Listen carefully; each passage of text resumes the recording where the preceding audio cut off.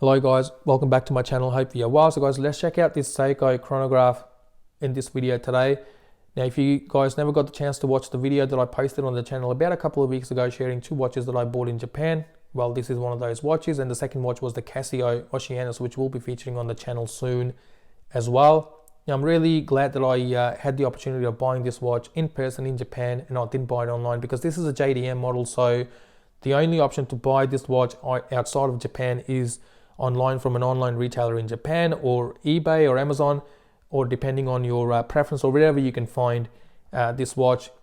I had this watch shortlisted before I traveled to Japan, and I'm really happy with my purchase.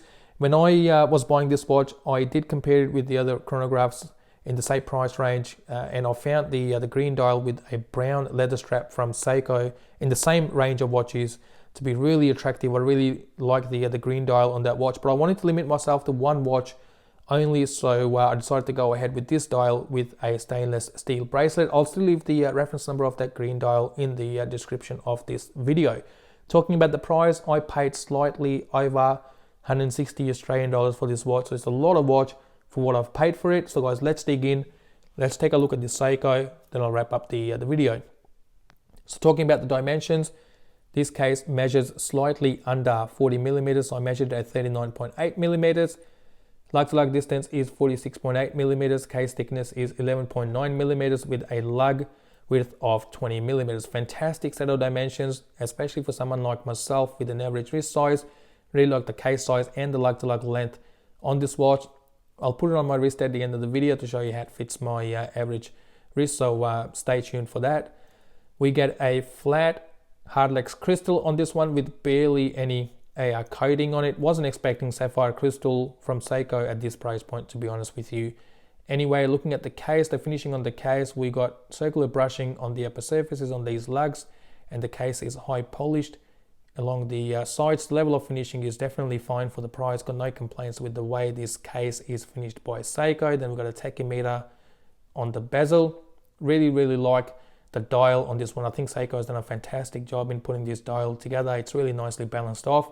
As well, has a brushed texture to it, gives you a nice sunburst effect as well. And depending on the light and the angle that you look at this dial from, it gives you different color tones too. So you might look at this dial from one angle and you'll see a blue color tone to this dial, and you look at this dial from another angle and you'll see the color to be a bit of a gray rather than blue. So a really nice dial, especially at this price point. We've got applied markers all around.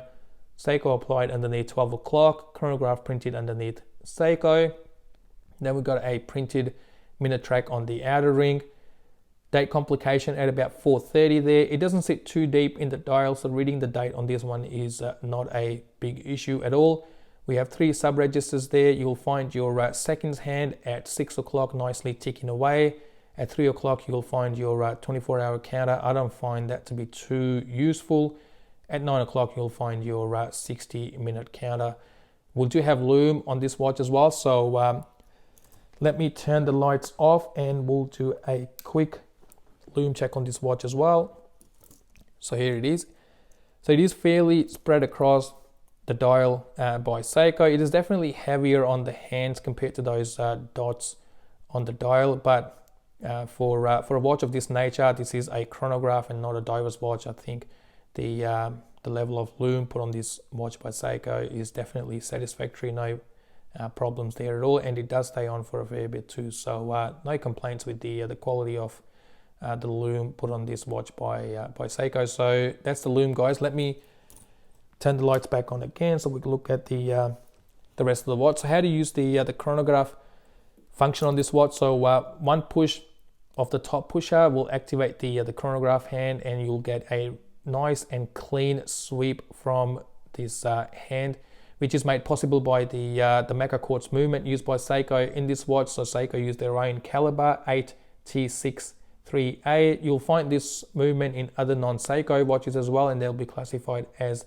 VK63A. One push of the top pusher again to pause the chronograph hand, and push the bottom pusher, and the chronograph hand will snap back into its original resting position at 12 o'clock. You get a pull and push crown at 3 o'clock with crown guards on both sides. The crown is unsigned. This watch gives you 100 meters of water resistance with a screw down case back. Now looking at the bracelet, you're not going to get a fantastic quality bracelet from Seiko at this price point, and that's the case here as well. You get folded links with hollow end links on this one, and the clasp is pressed as well.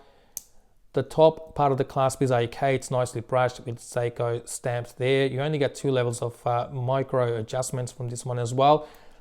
I've seen worse bracelets on Seiko watches in this price range. So from the finishing point of view, this bracelet is definitely okay. I've got no complaints with the way this bracelet is finished, but it still feels inexpensive, and it does feel a bit cheap on the wrist as well, but it is comfortable. So from the comfort point of view, it's definitely okay. It does taper down as well to 17.5 mil before getting up to 19.5 mil on the clasp there, and you do get female end links, so you'll get a nice fit from this bracelet as well. Now let's take a quick look at the case back as well. This is a closed case back. Let me just give it a quick wipe so I can take those fingerprints off. So here's the case back. It is brushed in the center. You'll find Seiko in the middle, and you'll find some information about the watch as well. Water resistant 10 bar, I've already mentioned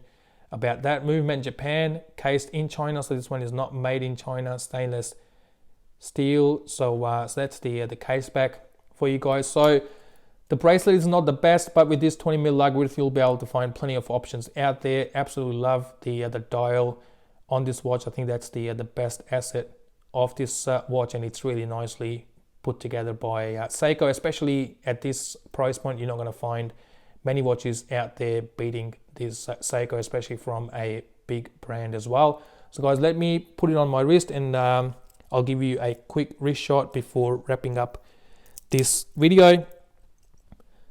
So here it is on my average wrist size. It fits really nicely, sits fairly flat as well, and yeah, those female end links definitely help in getting a tighter fit from this watch. But if you don't like that bracelet, I'll mention again that 20mm lug width will give you a lot of options out there. It looks absolutely fantastic on the wrist, and the way it catches the light is just fantastic. That dial is really, really beautiful. So guys, this is it. Thank you very much for watching. I'll see you with my next video shortly. Until then, stay safe and look after one another. Thank you again.